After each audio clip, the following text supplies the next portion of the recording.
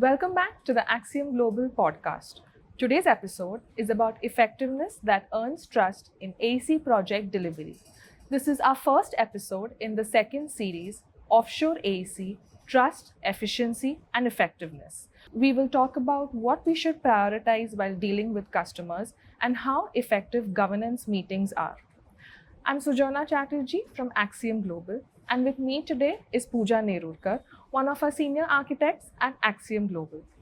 Thank you so much, Pooja, for joining us today. Thank you, Sujana. Happy to be here. Firstly, when we talk about effectiveness that earns trust, what does that actually look like in a day to day architectural delivery? So, it really comes down to consistency, delivering what was promised on time and at the expected level of quality every single time. In architectural projects, especially offshore, effectiveness is about how smoothly your drawings, models, and updates move across the time zones. That requires strong BIM project management, proper resource planning, and clearly defined responsibilities within the team. If your outputs are reliable, clients don't have to really follow up constantly. They just start depending on you. That's when trust begins to build.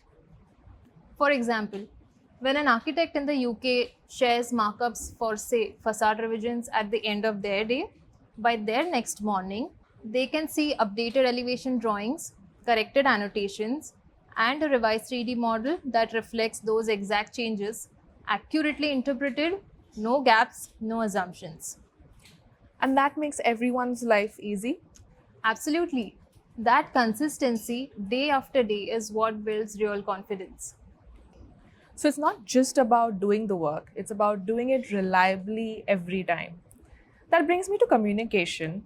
How does communication influence that trust? Sujuna, I believe communication is what makes your effectiveness visible. You could be doing great work internally, but if it's not clearly communicated, the client won't feel confident or in control.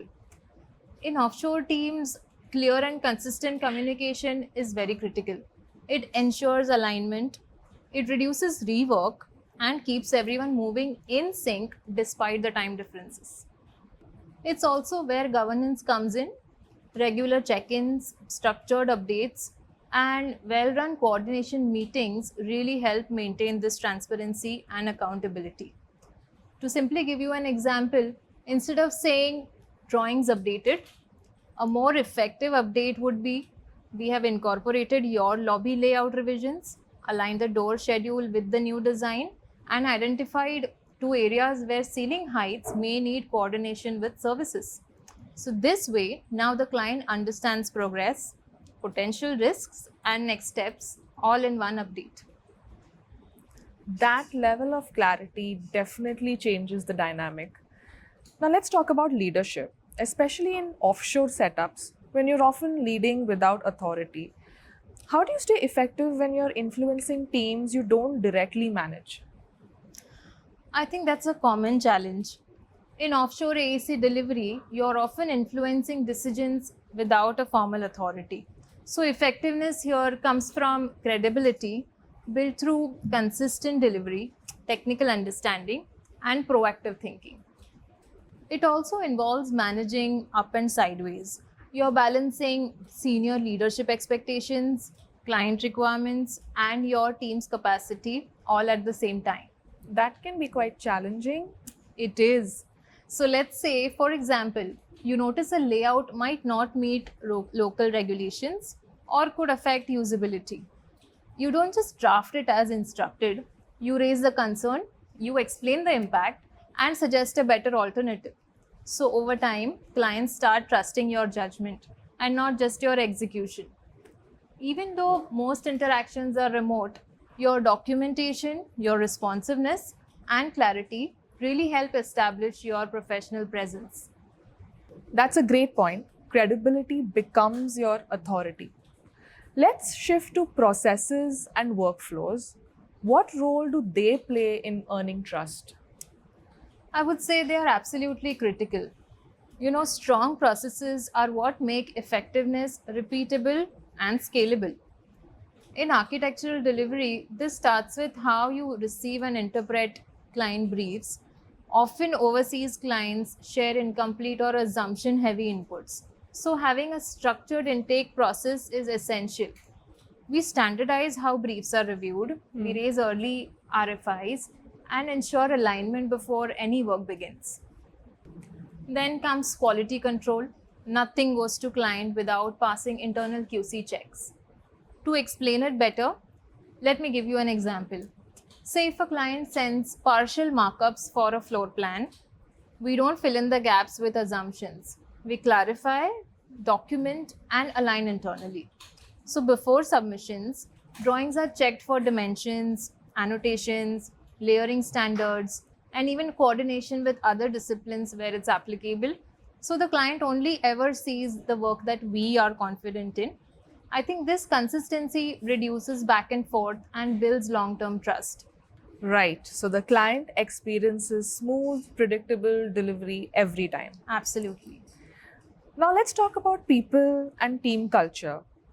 How do you protect your team from unrealistic expectations while still maintaining strong client relationships? That's a very good question, Sujona. I think that's where leadership and soft skills come in. Clients may not always understand the complexity behind architectural deliverables, especially in a remote setup. So it becomes our responsibility to guide expectations without damaging the relationship. And that's quite a sensitive area, isn't it? Yes, indeed. In the end, it's about being transparent, solution oriented, and respectful. I would like to share this example to tell you briefly. If a client requests a full construction drawing set in, say, 2 days, instead of saying that it's not possible, we propose a phased approach. We can prioritize key plans and elevations immediately and maybe deliver the full coordinated set in stages over the next few days. So, this way, we are still responsive, but we are also protecting quality and our team's workload. At the same time, internally, we focus on creating a sense of ownership. So, even if the project is overseas, we connect the team to the bigger picture, what the building is, its purpose, and its impact. I think that just helps people feel like they are contributing to something meaningful and not just executing tasks. That balance between client expectations and team well being is so important. Before we wrap up, let's touch on tools and technology. How do they support effectiveness and build trust?